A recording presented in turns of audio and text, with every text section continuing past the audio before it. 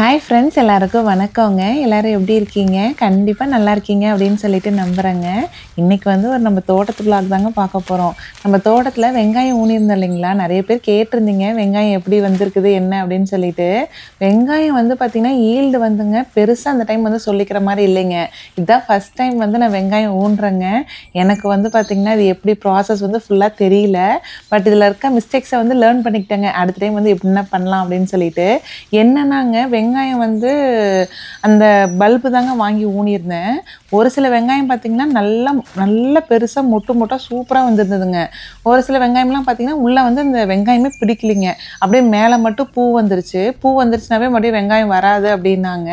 அது இல்லாமல் நமக்கு வந்து பார்த்திங்கன்னா மே மந்த்தே நான் அறுவடை பண்ணிட்டேங்க. ஏப்ரல் மேலே பண்ணிட்டேன் நான். அதுக்கப்புறம் அந்த கார்டன் பெட்டை கிளியர் பண்ணால் தான் மற்ற காய்கறி போடணும்னு சொல்லிட்டுங்க. சரி வந்த வரைக்கும் போதும் அப்படின்ட்டு எல்லாத்தையுமே அறுவடை பண்ணிட்டேங்க. ஒரு சில வெங்காயம் பாருங்களேன் எவ்வளோ மொட்டாக எவ்வளோ பெருசு இருக்குதுன்னு சொல்லிட்டு. அதுவும் என்ன சொன்னாங்கன்னா அந்த மேலே தண்டு திக்காக இருக்குது இல்லைங்களா, அதுவே வந்து நல்லா தின்னாகி சாஞ்சிரும், ஒரு பக்கமாக சாஞ்சிரும்.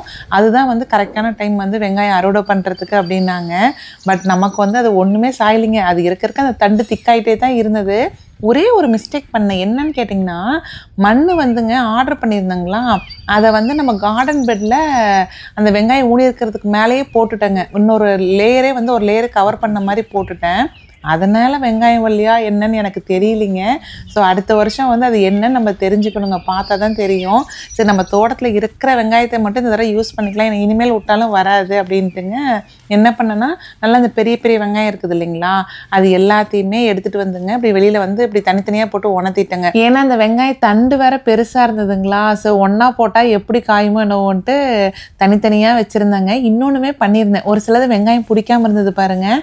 அது என்ன பண்ணேன்னு பார்த்தீங்கன்னா, அந்த மேலே மட்டும் கட் பண்ணி விட்டுட்டுங்க மறுபடியும் மண்ணிலே வந்து ரீப்ளான்ட் பண்ணி பார்த்தாங்க.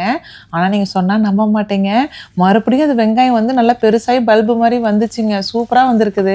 நான் வெங்காயம் வீடியோ வந்து உங்களுக்கு நான் போடுறேங்க.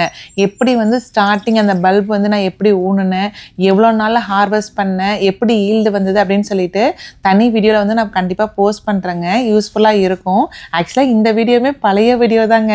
நான் முன்னாடியே இது போஸ்ட் பண்ணிட்டேன் அப்படின்னு சொல்லிட்டு தான் நினச்சேன். எடுத்து பார்த்தா அது இன்னும் போடாமே இருந்தது. சரி நம்ம போடலாம் அப்படின்ட்டு தாங்க இன்றைக்கி போட்டதுங்க. என்னன்னாங்க, நம்ம மறுபடியும் கார்டன் பெட்டில் வந்து வெங்காயம்லாம் எடுத்துட்டுங்க மேலே வந்து இந்த சாயில் 3 வெஜ்ஜி மிக்ஸ் இருக்குது இல்லைங்களா, ஒரு லேயர் ஃபுல்லாக போட்டுட்டாங்க. ஒரு வேகன் வந்து ஃபுல்லாக கார்டன் பெட்டில் போட்டு ஸ்ப்ரெட் பண்ணி விட்டுட்டுங்க. அதுக்கப்புறம் தான் வந்து அடுத்த வேலையை பார்த்தோங்க. என்னென்னா அதுக்கப்புறம் வந்து இந்த புது கார்டன் பெட்டில் வந்துங்க இது வெண்டைக்காய், அப்புறம் பீன்ஸுங்க, கீரை வகைகள்லாம் போட்டுட்டு பச்சை மிளகாய் வந்து ஆல்ரெடி ஊனியிருந்தோம். தக்காளி செடியுமே பாருங்கள் அந்த ரயில்கிட்ட வந்து நல்லா தளைஞ்சு வந்துருச்சு. மீதி செடியெல்லாம் புளிச்சக்கீரை, அதுக்கப்புறம் கத்திரி செடி வந்து ஒரு சைடு வச்சுருந்தோங்க.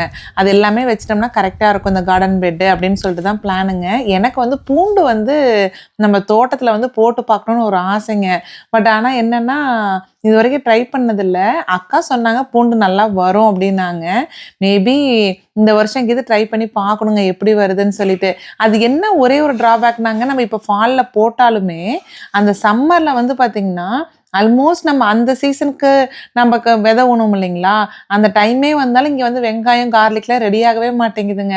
அதுக்கப்புறம் போட்டு ரொம்ப லேட் ஆகிடுதுங்கிற ஒரே காரணத்தினாலேயே என்னவோ போடுறதே இல்லைங்க, அப்படியே கிடக்குது.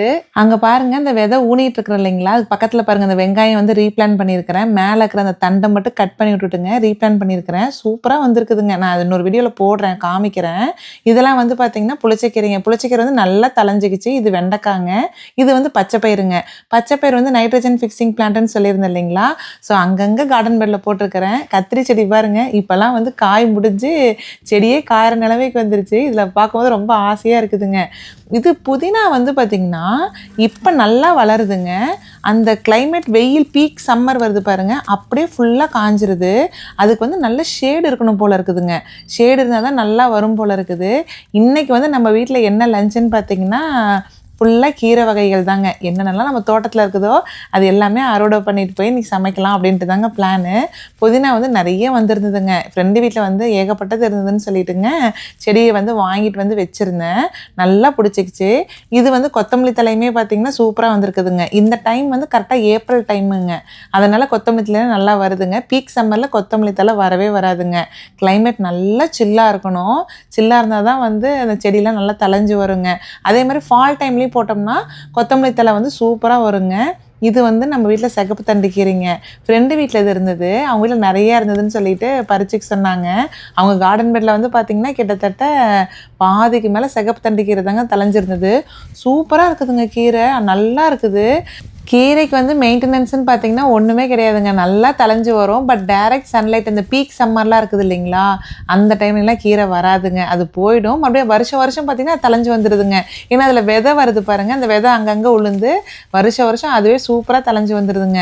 கிளைமேட் வந்து பார்த்திங்கன்னா நல்லா சில்லாக இருக்கணுங்க. அது இல்லாமல் வெயில் டேரெக்டாக இல்லாமல் ஷேடு இருந்ததுன்னா கீரை வந்து சூப்பராக வருதுங்க. நமக்கு வந்து வெயில் டேரெக்டாக அடிக்குதுங்களா, கரெக்டாக இந்த பீக் சம்மர் வரும்போது கீரையை காப்பாற்றுறதுலாம் ரொம்ப கஷ்டமான வேலையாக தாங்க இருக்குது. ஏன்னா இலையெல்லாம் பழுத்து போய் எறும்பரிச்ச மாதிரி ஆகிடுதுங்க. ஸோ அதனால் இந்த டைமில் வந்து நமக்கு வேணுங்கிற அளவுக்கு நல்லா யூஸ் பண்ணிக்கலாங்க. ஏன்னா கீரையை வந்து நம்ம ஃப்ரீஸும் பண்ண முடியாது, நல்லா இருக்காது. ஸோ அதனால் அப்பப்போதைக்கு வேணுங்கிறப்ப எடுத்துக்கிறதுங்க. இது வந்து ஃப்ரெண்டு வீட்டிலேருந்து தான் எடுத்துகிட்டு வந்திருந்தோம். இன்றைக்கி வந்து பார்த்திங்கன்னா கொத்தமல்லி தழையும் புதினாவும் போட்டுங்க சட்னி அரைச்சிட்டு கீரை வந்து பொரியல் பண்ணலாம் அப்படின்ட்டுங்க. நம்ம ஊர்லலாம் சந்தையில் விற்பாங்க பாருங்கள், கட்டு 10 ரூபா 20 ரூபா அப்படின்னு சொல்லிட்டு, அந்த மாதிரி தாங்க இருந்தது. எனக்கு அந்த கீரையை வந்து அறுவடை பண்ண எனக்கு அந்த ஞாபகம் தான் வந்தது. அவ்வளோ ஆசையாக இருந்ததுங்க. சரி வாங்க நம்ம போய் கீரையை நல்லா அலாசிட்டுங்க கட் பண்ணி பொரியலுக்கு ரெடி பண்ணிக்கலாங்க.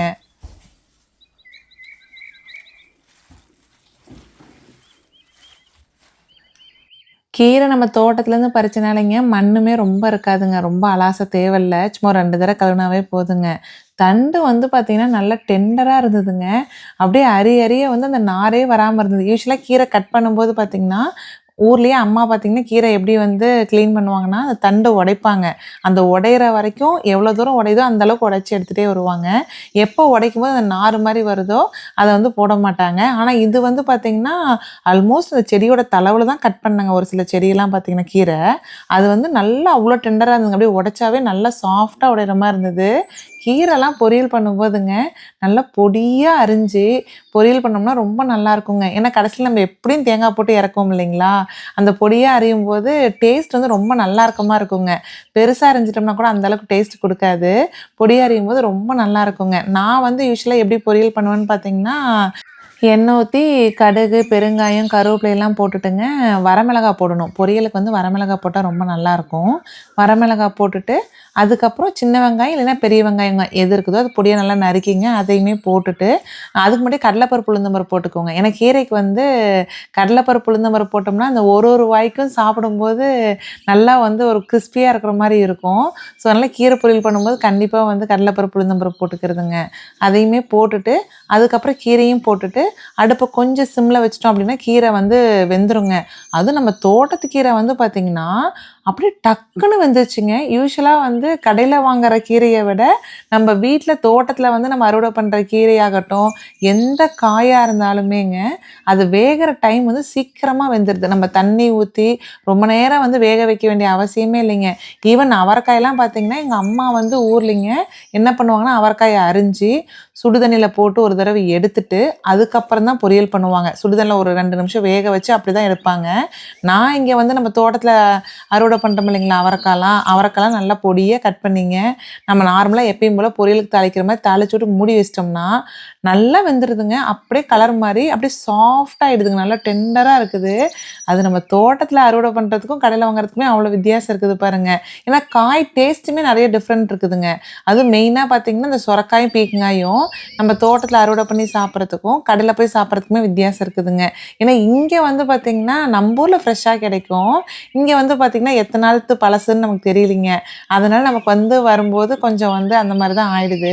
இது வந்து பார்த்திங்கன்னா புதினாவும் கொத்தமல்லி தலையுங்க நல்லா க்ளீன் பண்ணிவிட்டு கழுவிட்டுங்க புதினா சட்னியும் கொத்தமல்லியும் வந்து எப்படி அரைப்பேன்னு பார்த்தீங்கன்னா எல்லா சட்னியும் ஒரே மாதிரி தாங்க. எண்ணெய் ஊற்றி 1 ஸ்பூன் கொத்தமல்லி, அதுக்கப்புறம் 1 ஸ்பூன் சீரகங்க, வரமிளகாய் வந்து ஒரு 4-5 வரமிளகாய் போட்டுட்டு சின்ன துண்டு புளி, அதுக்கப்புறம் தேங்காய் பீஸ் வந்து ஒரு 10 பல்லு போட்டுக்கலாங்க. போட்டுட்டு அதை நல்லா எண்ணெயில் வதக்கினதுக்கப்புறமா இந்த கொத்தமல்லி தலையும் புதினாவும் போட்டு ஒரு பெரட்டுனா போதுங்க. ரொம்ப வணங்க தேவையில்ல.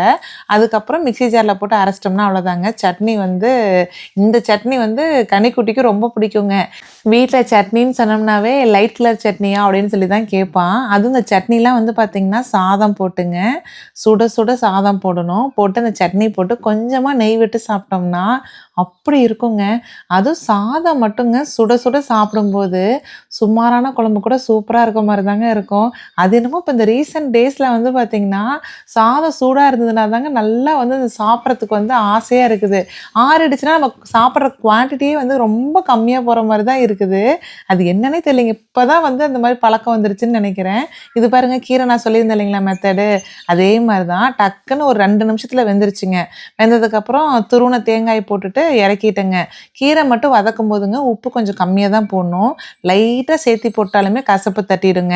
ஸோ இன்னைக்கு நம்ம வீட்ல வந்து பார்த்தீங்கன்னா, மொளக்கட்டின பச்சை பயிறுங்க, அதுக்கப்புறம் கொத்தமல்லி தழையும், புதினா தழையும் போட்டு சட்னி, தக்காளி ரசங்க, வேக வச்ச முட்டை, அதுக்கப்புறம் சிகப்பு தண்டு கீரை பொரியலுங்க. சுட சுட சாதம். இன்னைக்கு வந்து ஒரு ஹெவியான லஞ்சுன்னு தான் சொல்லணும். ரொம்ப ஹெல்த்தியான லஞ்சுங்க. மனசுக்கு வந்து ரொம்ப ஹாப்பியா இருந்தது. நம்ம தோட்டத்துலேருந்து அறுவடை பண்ணோம்னா எப்பயுமே நமக்கு சந்தோஷம் இருக்கதாங்க செய்யும். ஸோ அந்த மாரி தான் இருந்தது. நானும் குட்டியும் என்ன பண்ணோம்னா, பிளேட்ல சாப்பாடு போட்டுட்டுங்க, சட்னி, நெய்யி, கீரை எல்லாமே என்னென்ன செஞ்சோமோ எல்லாத்தையும் பிளேட்ல வச்சுட்டு பேக்யார்ட்ல போய் உட்காந்துக்கிட்டோங்க. நல்லா பழமை பேசிட்டு ஜாலியா சாப்பிட்டுட்டு இருந்தோம். அது என்னவோ தெரியலைங்க, தோட்டத்தில வந்து நமக்கு முடியாத அளவுக்கு வேலை செஞ்சா கூட மனசுக்கு வந்து ஹாப்பியா தாங்க இருக்குது. அது என்னமோ ஒரு பாசிட்டிவ் வைப் இருந்துகிட்டு தாங்க இருக்குது. ஸோ இன்னைக்கு டே வந்து பயங்கர ஜாலியா போயிடுச்சு. ஸோ இந்த விளாக் வந்து பார்த்தீங்கன்னா, இதோட எண்ட் ஆகுதுங்க. உங்களுக்கு இந்த வீடியோ பிடிச்சிருந்தது அப்படின்னா, கண்டிப்பா கமெண்ட் பண்ணுங்க. நெக்ஸ்ட் வந்து ஒரு சூப்பரான வீடியோல பார்க்கலாங்க. Bye friends.